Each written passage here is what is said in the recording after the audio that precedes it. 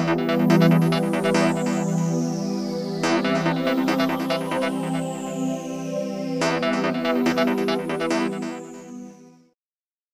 Fatsmates! Welcome back sa aming channel. So ngayon, i-feature naman natin ang isang community service na nagaganap ngayon sa aming subdivision dito sa Terra Verde. So, today is December 10 and Tao Gamma Phi, Eagles Club, and Terra Verde Riders Club organize a blood donation drive. Of course, with the support of the Terra Verde Phase 2 Homeowners Association and the TGP Party List. And they also partnered with Tansa Specialist Medical Center. To. Yan. So, sila, yung TSMC, yung nagpe-perform ng mismong pagtanggal ng dugo sa mga tao. Gusto mo yun? Pero, yan. So, samahan nyo kami. Tignan natin sa loob kung anong nangyayari. Try natin kumausap ng mga tao doon. Let's go!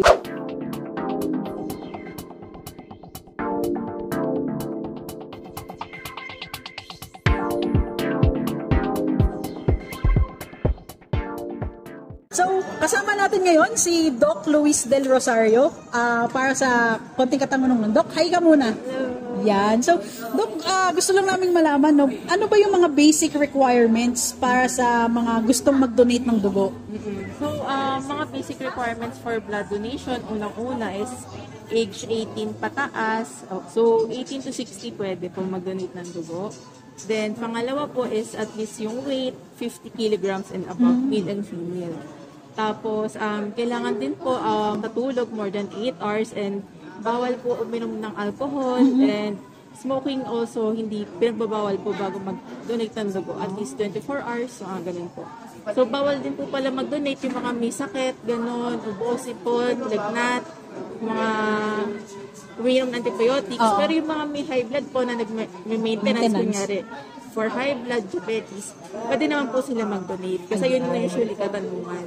Ayun. So, pero ini-screen naman ninyo yung Doc, no? Para sa mga special circumstances kung sakali. Ini-screen din yan dito. May interview din po.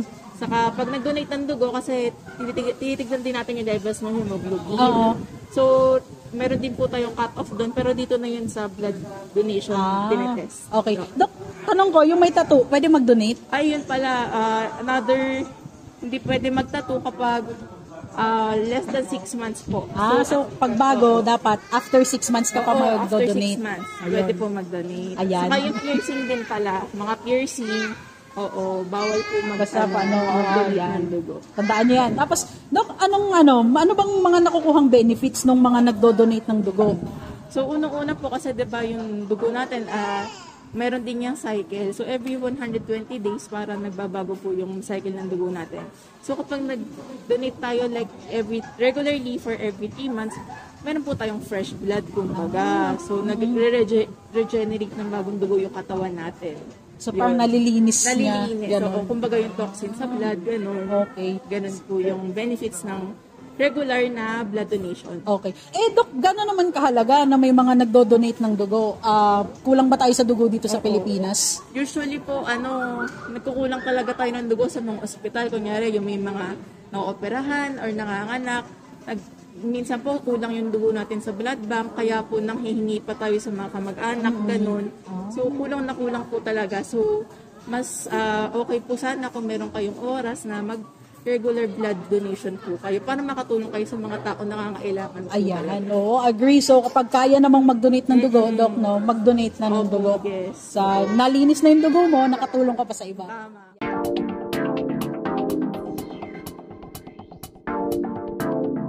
Hi po. Nakarami na po kayo? Marami na.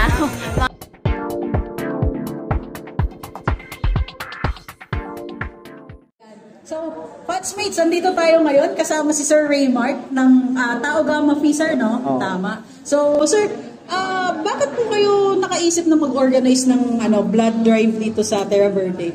Bago tayo magsimula, magandang hapon sa iyo. Ang rason kung bakit tayo nagkaroon ng proyektong ito para magkaroon tayo ng initiative para sa ibang tao na tumulong sa lahat ng bagay. Sa maliit na bagay lamang, matutugunan natin. Ang blood drive kasi ito ay nakakatulong sa ating katawan para mag-replenish yung ating dugo. Sa ganung paraan, healthy ka na, nakatulong ka pa. Saka dagdag pa rito ang blood bank po natin ng TANSA, especially sa medical center, nag-offer sila ng palit dugo natin, ng TB lamang. So isa itong magandang pangitain, lalo na sa mga naghahanap ng dugo na kung saan minsan kailangan pang bayaran o something na maghanap pa. Dito sa community ng Terra Verde, inaasahan namin na mga nag-donate at nangailangan ng dugo ay may bibigay namin ito ng libre na walang bayad. Ayan, tama yun sir kasi di ba may shortage nga din tayo ng dugo sa buong Pilipinas actually. Mensahe ko lamang po sa lahat ng mga tagapakinig at tagapanood, tayo ay tumulong kahit sa organisasyon, mapa-fraternity man yan or kahit anumang aktibidad. Basta ito ay nakakatulong sa ating komunidad. Dagdag pa dito, doon tayo ang kailangan, hindi yung tayo ang may kailangan. Lagi natin tatandaan yan. Yan. Na ang tumulong sa kapwa ng bukal sa kalooban ay masaya sa habang buhay. Ayun, ganda ng sinabi ni Sir, better to give than to receive, di ba Sir Raymart? Yan. So sana sa mga susunod na blood drive o kahit hindi blood drive kung anumang mga event ang i-organize nilang ng Tao Gamma Pi, tapos nung Eagles Club at ng Terra Verde, suportahan natin lahat, no? Kasi makakatulong to sa hindi lang sa atin kundi sa baka sa buong Pilipinas pa. Kasi, may dadagdag pala ako. Yan. Sa lahat ng nakatira dito sa Terra Verde or Carmona area, aasahan niyo po na hindi ito ang huli, pagkus ito ang simula ng pagbabago, na kung saan ang bawat isa sa atin ay magkakaroon ng pagtutulungan. So expect natin this coming January or February, magkakaroon po tayo ng free medical mission na walang babayaran ang mga senior citizen natin para sa mga kapakanan. Kasi lahat yung panahon, tayo yung tatanda, sino ang tutulong? Yan. Sa ganung bagay, ang mga kabataan, pag nakita nila ang magandang ehemplo, siguro gagaya din sila. Oo, tama. So yan, abangan nyo yung Fatsmates. Tutulong din kami syempre mag-send ng announcement kung sakasakali man para mapalawak yung reach natin. So Sir Raymart, thank you so much. So tatry na namin mag-donate ng dugo kung papayagan kami. Salamat. Thank you sir. Sana pasado.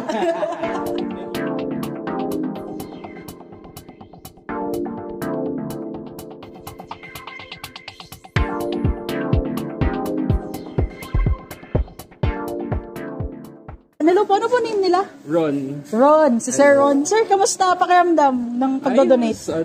Nakakatuwa. Hindi masakit? Medyo may sakit ng konti, pero bearable. Ayan. First time nyo ba, sir? Hindi na. Lagi na pala si Sir nagdodonate yan. Sir, thank you so much po sa pagdodonate, no? Thank you din. Hi ka po muna sa Fatsmates. Hello, Fatsmates.